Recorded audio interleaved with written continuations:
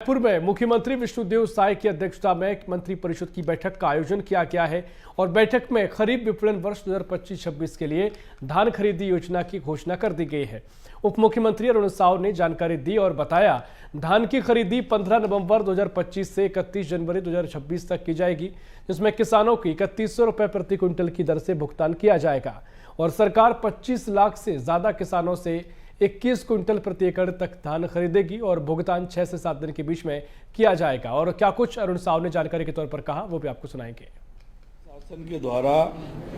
खरीफ विपणन वर्ष 2025-26 में छत्तीसगढ़ प्रदेश के किसानों से 15 नवंबर 2025 से 31 जनवरी 2026 तक धान खरीदी करने का निर्णय लिया गया है। उक्त अवधि में 25 लाख किसानों से 3100 रुपये प्रति क्विंटल की दर से 21 क्विंटल प्रति एकड़ की सीमा तक धान की खरीदी की जाएगी। धान खरीदी में पारदर्शिता को बढ़ावा देने इस वर्ष ई-केवाईसी के माध्यम से प्रदेश के 20,000 ग्रामों में दिनांक 2 अक्टूबर से डिजिटल क्रॉप सर्वे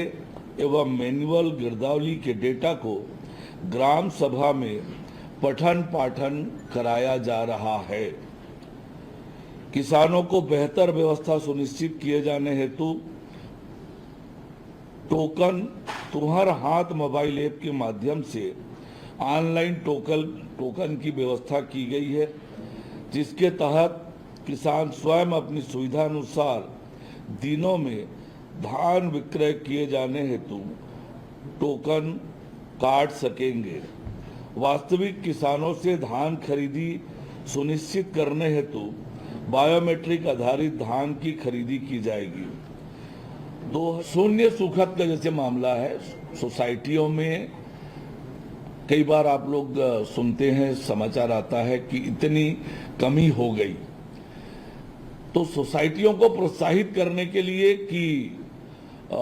शॉर्टेज ना हो, यदि इस तरह से पुख्ता व्यवस्था करके वो खरीदी करते हैं कि शॉर्टेज नहीं हुआ, तो उनको प्रति क्विंटल 5 रुपए हम बोनस देने वाले हैं सोसाइटी को प्रोत्साहित करने के लिए, ताकि वो सोसाइटी की ऐसी खरीदी की व्यवस्था करे कि किसी तरह का कोई शॉर्टेज ना हो।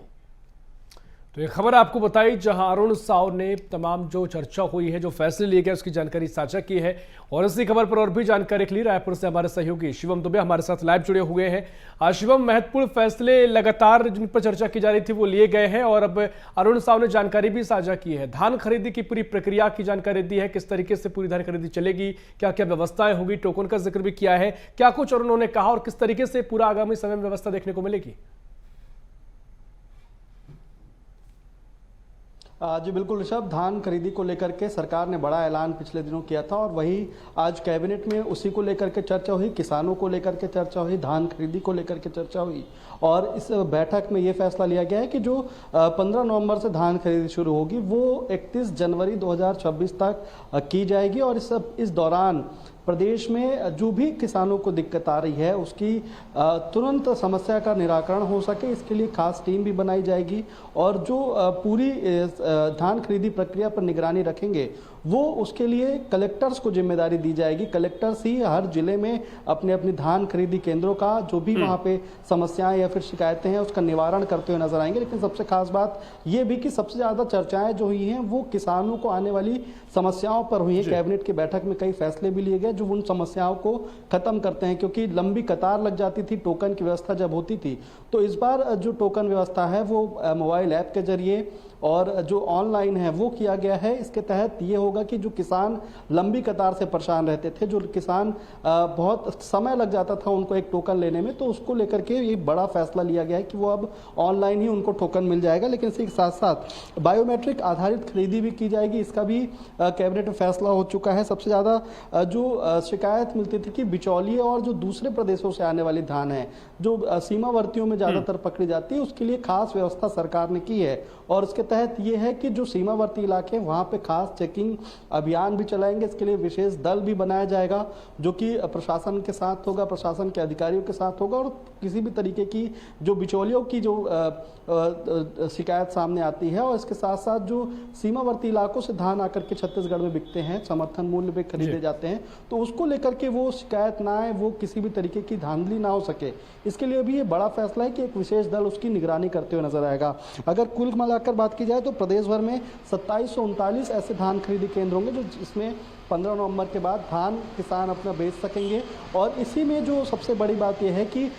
ये भी फैसला है कि 6 से 7 दिन के भीतर, यानी कि धान बेचने के 6 से 7 दिन के भीतर किसानों को उनकी जो राशि होगी समर्थन मूल्य के साथ जो खरीदी होने वाली है 3100 रुपये प्रति क्विंटल, और जो बिल्कुल शिवम, महत्वपूर्ण जानकारी आपने साझा की। जो किसान इस खबर को देख रहे हैं, जो भी प्रक्रिया सरकार ने अमल में लाई है, जो भी धान खरीदी होगी, व्यवस्थाएं जो की गई हैं, इस खबर के जरिए आप समझ सकते हैं। बहुत शुक्रिया शिवम आपका जानकारी साझा करने के लिए।